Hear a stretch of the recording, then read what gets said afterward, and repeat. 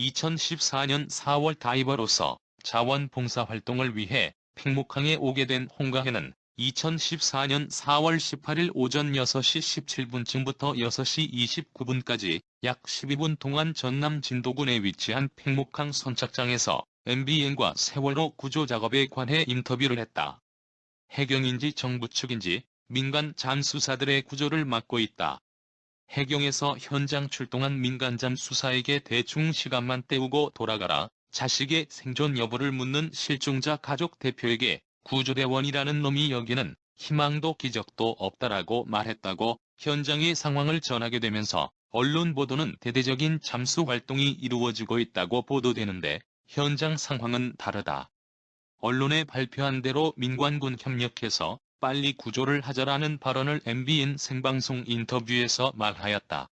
청해진 해운 세월호 침몰 사고를 MBN으로부터 인터뷰 요청을 제안받아 이 발언이 방송되면서 국내 여론에 지대한 영향을 끼쳤고 MBN은 비열하게 즉시 사과방송을 했다. 전남지방경찰청은 즉시 수사에 착수하였다. 세월호 침몰 사고 관련 거짓 인터뷰로 물의를 일으킨 홍가혜 씨에 대해 해경에 대한 명예훼손죄로 2014년 4월 20일 체포영장이 발부되었다. 경찰청 지능범죄수사과는 홍가혜 씨가 해당 인터뷰 후 이틀 만인 2014년 4월 20일 밤 10시께 전남지방경찰청으로 자진 출석했다고 했다. 그 후 홍가혜 씨는 경찰에 체포됐고 영문도 모른 채 101일간 구치소 생활을 했다. 이 인터뷰 내용이 해경의 명예를 훼손했고 허위에 해당한다며 홍 씨를 구속 기소했다. 이런 사건에서 구속을 하는 것은 매우 이례적인 일이며 심지어 수사는 강압적이었고 구속영장 실질 검사를 받은 후 경찰은 그녀에게 넌 이제 끝났어라는 막말을 했다. 구치소에서는 그녀는 공안사범으로 취급되어 24시간 CCTV가 돌아가는 독방에 수감되었고 이례적으로 TV 시청 금지, 언론인 접견 금지, 정자세 형벌이라는 그 어느 법조항에도 없는 부당한 인권 침해를 당했다. 명예훼손으로 구속되는 사례도 흔치 않지만 국가기관인 해경의 명예훼손으로 구속된 것도 놀라운 일이었다. CCTV 감시를 받는 수감자의 경우는 강력살인범들에게나 있는 일이다. 그 당시 적폐검찰이 정권을 위해 무슨 일을 저질렀는지 기억해야만 한다. 현재도 검찰과 감사원이 대통령의 개가 되어 김줄리는 받들고 죄 없는 자들만 털어대고 있다.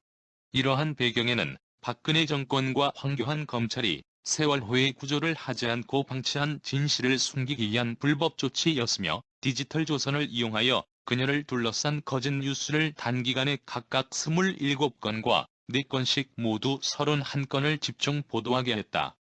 당시 디지털 조선일보가 올린 기사에는 홍가혜 씨가 과거 SNS를 통해 티아라의 전 멤버 화영의 사촌 언니라고 사칭했다. 다수의 유명 야구 선수들의 여자친구라 밝히며 애인 행세를 하고 스캔들을 만들었다. B1A4 콘서트에서 연예부 기자로 사칭하고 사진을 찍었다. 사망한 모야구 선수와 일면식이 없음에도 자기 통장으로 모금을 진행했다. 도쿄 거주 교민 행세를 했다. 허언증, 정신질환자이다. MBN 인터뷰 내용은 거짓이다 등의 내용이 담겼다. 홍가혜 씨는 자신을 허위 보도한 언론사 23곳에 승소했는데 2017년 9월 19일 스포츠 서울 측에서 자사 홈페이지 공식으로 홍가혜 씨에 대한 자사의 악의적인 보도가 오보였음을 인정하고 사과하였다.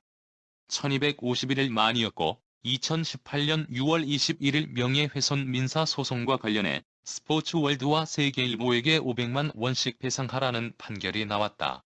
특히 2022년 10월 14일 디지털 조선일보를 상대로 한 청구소송 상고심에서 6천만 원을 배상해야 한다고 대법원에서 원심을 최종 확정했다.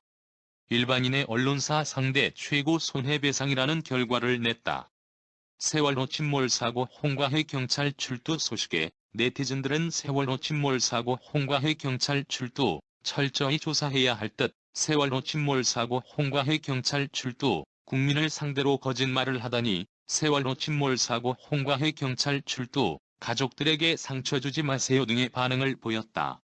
일간 베스트 저장소를 비롯한 일부 구구 사이트들에서는 이런 상황에 편승하여 홍과혜를 소재로 삼아 성적 수치심이 생길 만한 과도한 음란성 합성 사진들이 첨부된 악성 게시물과 악플을 작성하여 널리 유포시켰다. 세월호 참사 당시 허위 인터뷰 논란을 야기한 홍과혜 27씨가 2015년 3월 25일 자신을 비방하는 댓글을 단 네티즌 800여 명을 고소했고 피고소인 상당수가 합의하고 있다며 검찰이 경위 파악에 나섰다고 보도됐다. 홍과혜 씨는 인터넷 이용자를 고소해왔으며 검찰 전산망에 등록된 고소 사건만 총 839건에 이르는 것으로 전해졌다. 세월호 참사 당시 해양경찰을 비난한 홍과혜 29여 씨에 대해 모욕적인 글을 쓴 네티즌들이 위자료를 물게 됐다. 서울중앙지법 민사 23단독 김형률 판사는 홍과혜 씨가 네티즌 A씨 등 3명을 상대로 낸 손해배상 청구 소송에서 원고 일부 승소로 판결했다고 2017년 4월 5일 밝혔다. 법원은 A씨 등이 여러 사람이 볼 수 있는 인터넷 게시판에 홍씨의 사회적 평판을 저하할 글이나 사진을 게시해 모욕했다고 판단했다. A씨 등이 올린 글이나 사진의 내용, 전파 정도, 형사처분 결과 등을 고려해 A씨는 700만 원을, B씨와 C씨는 각각 50만 원을 홍씨에게 지급하라고 판결했다. 홍과혜 씨가 인터넷에서 논란을 일으키게 된 가장 큰 이유 중 하나는 스포츠월드 소속 기자였던 김용호의 지분이 크다. 2014년 4월 18일 오전 11시 7분에 유튜버 연예부장 운영자 김용호는 트위터에 홍과혜 정체는 제가 안다. 허언증 정도가 아니라 소름 돋을 정도로 무서운 여자다. 사기 혐의로 조사를 받은 적 있다는 글을 인용한 기사들이 쏟아지며 그녀는 순식간에 허언증 환자가 됐다. 유튜버 김용호는 성균관대학을 졸업하고 뉴시스, 스포츠월드 등을 거쳐 극우 유튜브 채널인 연예부장을 운영하고 있으며 강용석과 김세희와 함께 가로 세로 연구소의 유튜브에 출연한 꼴통 극우이다. 김용호는 홍과혜를 관종의 허언증 환자라고 비난하며 그녀에 대한 엄청난 양의 허위 사실을 유포한 바 있다. 김용호가 그녀에 대해 제기한 모든 의혹들은 모두 거짓이었다. 김용호가 근무하는 스포츠 연예팀은 홍과혜 씨가 기자를 사칭해 아이돌 그룹 B1A4 콘서트장에 들어가 이들과 사진을 찍었다며 김용호는 홍과혜가 연예부 기자를 사칭해서 B1A4와 인증샷을 찍었다고 폭로하였다. 실제로는 소속사 관계자의 말에 따르면 회사 내부 지인을 통해 온 것이라고 드러났다. 김용호는 홍과혜가 티아라 화영 트위터 사건 때 멤버들이 화영을 트위터로 공개 비난한 멤버들을 비난하는 트윗을 쓴 적이 있는데 김용호는 이를 근거로 화영 사촌 언니를 사칭했다고 폭로했다. 하지만 홍과혜는 실제로는 사칭한 적이 없으며 친한 선후배 관계로 친분을 다져왔다고 했다.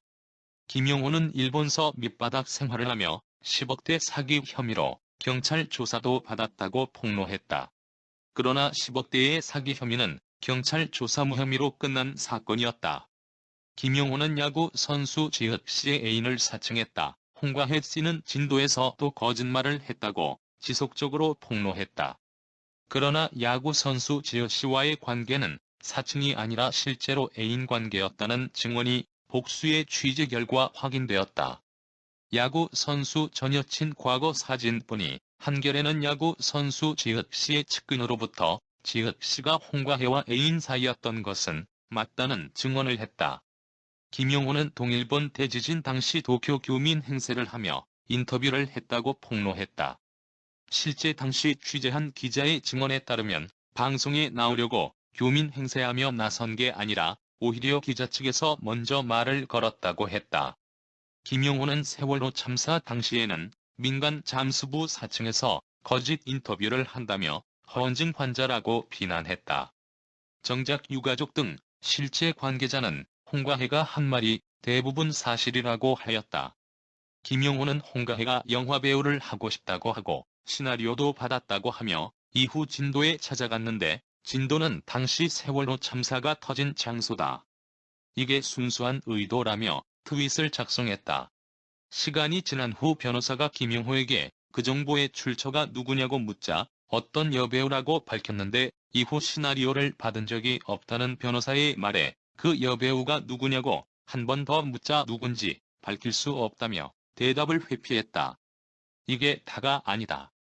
김용호는 2018년 3월 20일 여의도 한 카페에서 지인들에게 홍과혜가 세월호 유가족들과 부적절한 관계를 맺은 게 밝혀졌다는 취지의 말을 전달하는 등 허위 사실을 유포했다. 세월호 희생자에게 차마 인간으로서 할 수 없는 발언을 반복한 트위터 계정인 연대짭새의 주장에 따르면 2015년 10월 6일 홍과혜 강연 길 위에서 길을 말하다가 끝난 후 뒷풀이 자리에서 연대짭새가 지목한 이계덕 씨가 있음에도 홍과혜는 남자친구 이야기를 하고 통화까지 한 점으로 보아서는 연대짭새의 주장은 근거가 희박해 보인다고 했다. 김용호는 그녀가 지난 현장에 찾아가며 방송에 나갈 기회를 노린다는 등 관종짓을 한다고 주장했다. 이 가짜 폭로를 접한 누리꾼들은 이 보도를 근거로 홍과혜 씨를 허언증 관심병 환자라고 비난했었다. 김용호의 이런 만행에 홍과혜 측에서 이허위 선동에 대해 조치를 취해달라고 말하자 역으로 홍과혜를 협박하여 경고를 주었고 이후에도 허위 사실임이 증명됐음에도 PD가 이에 대한 질문을 묻자 복수만 할 뿐 법정에서 얘기하겠다며 질문을 피했고 이후 재판에 참가하지도 않았다. 이 모든 것은 재판을 거쳐 모두 허위 사실로 결론났다. 101일 동안 감옥에서 특별감시를 받아 알지 못했다가 뒤늦게 이를 알게 된 홍과혜는 명예훼손으로도 그를 고소하며 세월호 참사의 유가족까지 끌어들여 거짓 이야기를 남발하는 김용호 씨에게 면죄부를 줘서는 안 된다는 생각이 든다. 가짜 뉴스의 가해자가 어떤 처벌을 받는지 보여줄 것이라고 강조했다. 또한 홍과혜를 구속 기소할 때 수사 기록을 보면 확실한 증거도 없는 김용호의 말에 맞게 수사를 했다고 하고 이후 홍과혜는 김용호의 마녀 사냥 때문에 101일이나 감옥에 수감되었고 온갖 비난을 받는 등 엄청난 피해를 받아야 했다. 재판 과정에서는 김용호가 누군가에게 들은 한두 마디로 홍과혜에 대한 허위 내용을 작성했다는 사실이 드러나기도 했다. 또 홍과혜가 다른 사기 혐의로 조사받은 사건을 언급하며 혐의 없음 처분을 받은 사실을 모르는 것처럼 허위 진술했다. 그런데 그녀는 실제로는 김 씨와 통화 중에 해당 사건의 혐의 없음 처분을 받았다고 확실히 밝혔다고 한다. 홍과혜 씨는 서울 송파경찰서 앞에서 기자회견을 열고 유튜버 김용호 씨가 지인들과 모인 자리에서 제가 세월호 유가족 2명과 동시에 불륜 행위를 했다는 허위 사실을 유포해 명예를 훼손했다고 주장했다. 이어 홍과혜 씨는 김용호 씨는 유튜브나 트위터 등 SNS에서 나에 대해 뭔가 폭로할 것이 있는 것처럼 행세하기도 했다며 법적 판단을 받아봐야 하겠지만 명예훼손이 충분히 성립한다고 말했다. 홍과혜 씨는 2021년 9월 27일 서울 중구 서울중앙우체국에서 가짜뉴스 가세연 피해자 단체 발족 기자회견을 열었고 그 후 김용호를 모해 위증죄로 송파경찰서에 고소장을 접수했다. 김용호가 해경 명예훼손 사건 재판 당시 검찰 측 증인으로 출석해 악의적으로 법정에서 증언한 내용 가운데 사실과 다르게 거짓 증언을 한 부분들이 있었기 때문이다. 홍과혜 씨가 눈물을 흘리며 자신에게 다시는 거짓말을 하지 않겠다라고 전화로 말했다고 증언했는데 전혀 사실과 다른 이야기라고 했다. 홍과혜는 김 씨와 통화 중에 눈물을 흘린 적도 없고 거짓말하지 않겠다는 말도 한 적 없다라고 말했다. 홍과혜는 김 씨의 법정 진술은 모두 나를 비방하고 깎아내릴 의도를 갖고 한 거짓 진술이었다며 김용호로 인해 비슷한 피해자들이 생기는 것을 보며 고소를 결심했다고 밝혔다. 홍과혜의 수사 기록을 살펴본 최병일 변호사는 김용호라고 하는 기자를 통해서 홍과혜라는 인물을 허언증, 과대망상증을 가진 사람이라고 설정을 해놓고 있다고 주장했다.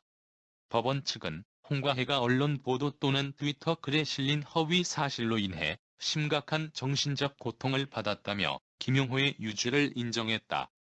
결국 민사소송과 형사고소 당하여 홍과혜에게 1천만 원을 손해배상하라는 판결을 내렸다. 홍과혜 씨의 재판은 1심 재판 결과 무죄가 선고되었고 검찰이 항소하였다. 2심이 진행되던 중 재판장인 송기석 판사가 판결 직전 사퇴하여 재판 일정이 연기되었다. 홍과혜 씨는 목포교도소에 3개월 수감 뒤 보석으로 풀려난 상태였다. 2016년 6월 16일 광주지방법원 형사항소 일부 재판장은 이 사건에 대한 변론을 종결했다. 이 자리에서 검찰은 징역 1년 6개월을 구형했다.